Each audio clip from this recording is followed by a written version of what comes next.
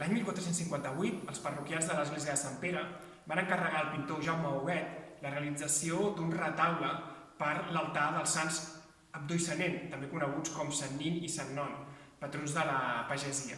Jaume Huguet era un dels pintors més prestigiosos de l'època, tenia taller a Barcelona, i la seva pintura evoluciona del gòtic internacional a la influència de la pintura flamenca.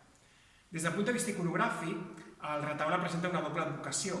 El cos està precisament dedicat a la passió dels sants Abdó i Sanent.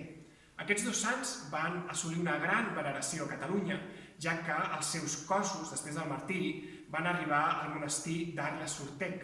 Precisament aquesta és una de les escenes representades al retaule. D'altra banda, la predel·la està dedicada als sants metges Cosme i Damià. Finalment, al guardapols trobem la representació de motius vegetals en relleu, així com els escuts de Terrassa i Barcelona.